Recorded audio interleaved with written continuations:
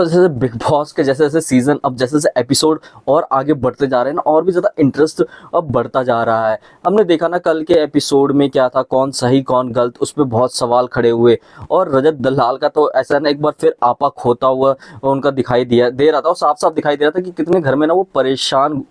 से घूम रहे हैं इधर उधर, और बहुत सारी चीज़ें। मतलब अब कोई भी जैसे विवियन और अविनाश के ऊपर से भी बहुत क्या, अविनाश देखो मेरा जो मानना है यार, अविनाश का जो दिखाया गया, अविनाश ना भी बहुत ज़्यादा इतना इरिटेट कर देता है ना, इतना वो पोक करने लग जाता है, इतना लिमिट में वहां तक पहुंच जाती है, जैसे कि ना फिर बहुत ज़्यादा दिक्कतें हो जाती है। ये कार्ड वार्ड खेलना, विवियन का भी बहुत सारा देखो यार, पता नहीं लोगों को उनके सही है, मतलब सही साइड है उनकी, लेकिन उनकी जो नेगेटिव साइड भी दिखाई दे रही है। वो कुछ भी कहने से, जैसे कि अपने आप को अब बड़ा या फिर अच्छा स्टैंडर्ड वाला दिखाने के लिए किसी को भी कुछ भी कह देता है वो विवियन।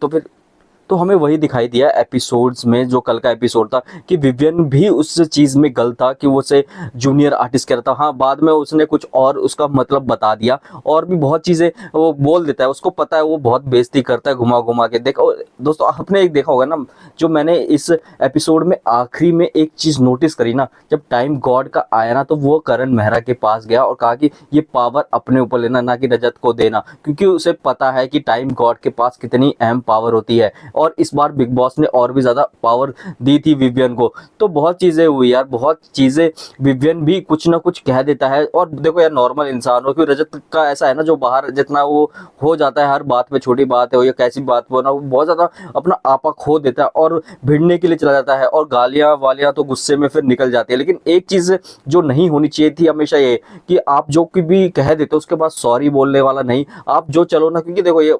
बहुत चीज़ें हुई है यार हर सीजन में, यहाँ धक्का मुक्की, गाली गलौज, बहुत चीज़ें बहुत लेवल तक गई हुई है। लेकिन उसके बाद ना ये चीज़ें नहीं होती कि आप हर एक थोड़ी देर के बाद ही सॉरी बोलने लग जाओ, तो वो चीज़ें भी गलत दिखाई देती है। तो इसी वजह से जो मेरा पर्सनल ओपिनियन है, कल के एपिसोड में जो आया है ना, कि यार विवियन और अविनाश सही है या फिर रजत दलाल, देखो दोनों ही तरफ से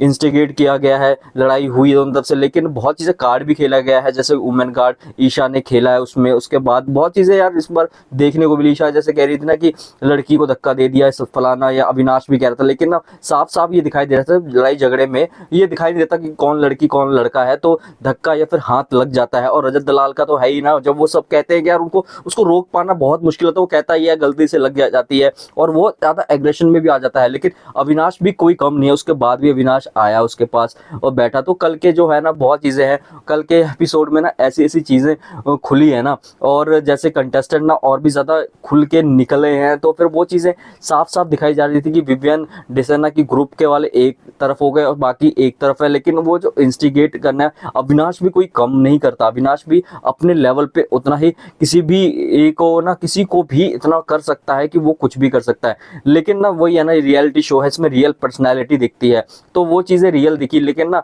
रजत दलाल का जो यहाँ तक पहुँचना है लड़ाई झगड़ा, और इतना जो वो परेशान हो चुका है ना, ये सब पूरा हाथ इसमें बिग बॉस का भी है, बिग बॉस के मेकर्स का भी है, क्योंकि वो खुद भी नहीं चाहते हैं कि कुछ ऐसा ही मतलब हाथापाई फिजिकल हो और उसे इसे बाहर निकाला जाए। क्योंकि ना देखो ना, आप बार बार बिग बॉस इंटरफेयर करते हैं, रजत दलाल को बहुत चीज़ें बोलते हैं, न्यूट्रल लेता है अपनी पलटू अपनी बात, तभी तो और घर वाले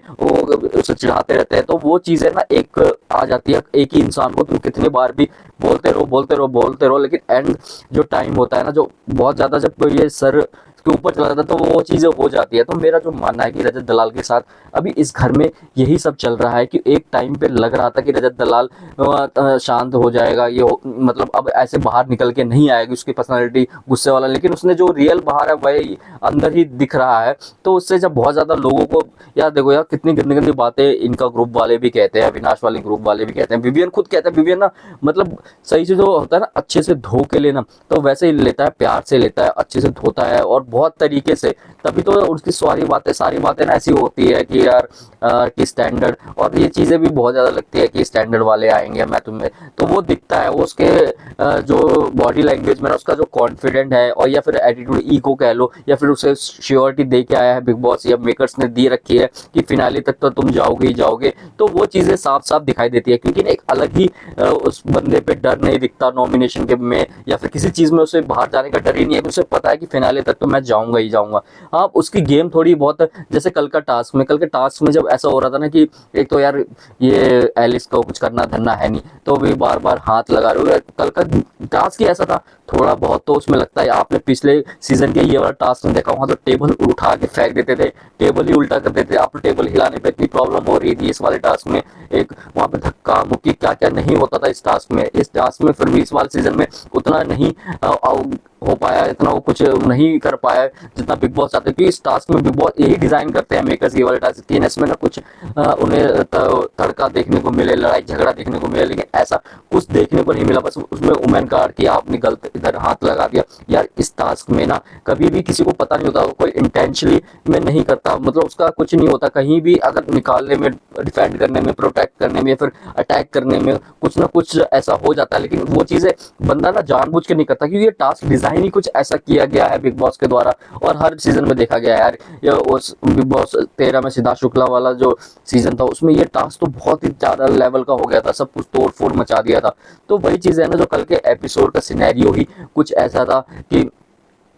एक दूसरे ऊपर लोग हावी हो रहे थे, और जब दलाल का वो फिर एक बार ना उनका जो होता है सबर का बांध वो टूटता वो फिर नजर आया। फिर वही चीजें हाई लेवल तक पहुंच जाती है, फिर बाकी घर वाले आते हैं। लेकिन चीजें ना ऐसा होना चाहिए ना, जैसे दूसरे ग्रुप वाले पे से भी ऐसे लोग कर रहे थे। जैसे ईशा हमेशा पोक करती है, वो भी बहुत बोलती है, पीठ पीछे भी बोलती है, जो कि उसने एक बात लेके बैठी हुई है दलाल की, जो कि उससे दिखाया गया था, लेकिन उसने भी पीठ पीछे सबके बारे में बहुत सारी बातें कर रखी है। तो वही चीजें साफ साफ दिखाई देती है, लेकिन ना वो लोग समझते हैं कि ऑडियंस को ये सब नहीं दिखाता, लेकिन दिखाई देता है। और वहीं अफसर आफरीन खान का क्या ही होने वाला है अगले एपिसोड में, जो प्रोमो रिलीज हुआ है वो आपा खोते हुए नजर आ रही है। क्योंकि देखो एक तो बिग बॉस ने उसकी बेइज्जती कर दी थी, फिर उसके बाद सलमान खान ने वीकेंड के वॉर पे भी उसको कहा था इसको कुछ समझ में नहीं आता। उसके बाद उसका ना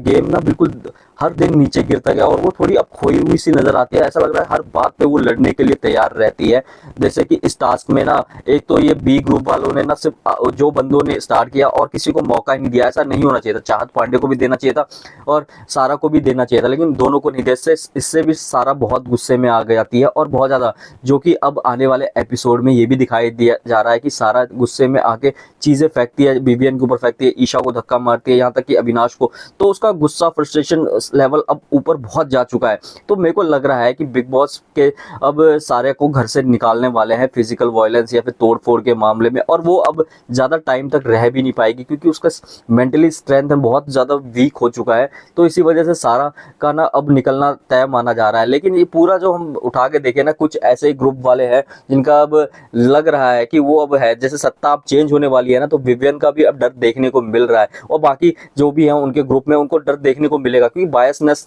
तो हुई थी, बायस तो रहे थे, चाहे नॉमिनेशन टास्क हो या फिर राशन वाला, हर चीज में तो वो चीजें देखी गई थी एपिसोड्स में। तो आने वाले जो होंगे ना, अब देखते हैं कि इनमें से टाइम गॉड कौन होगा, रजत दलाल होंगे या फिर करणवीर मेहरा होंगे। इन दोनों में से कोई ना कोई एक टाइम गॉड जरूर बन सकता है इस बार के। देखते हैं कि इस बार करणवीर को बनने में सफलता मिलती है कि नहीं, ये तो पता चलेगा आने वाले एपिसोड्स में। लेकिन धमाका आपको जोरदार मिलने वाला है। दोस्तों वीडियो अच्छी लगी, वीडियो को लाइक, चैनल को सब्सक्राइब कर दे, और अपना फेवरेट कंटेस्टेंट का नाम भी कमेंट करके जरूर बताएं, और हमारे चैनल को सब्सक्राइब भी जरूर करके जाएं।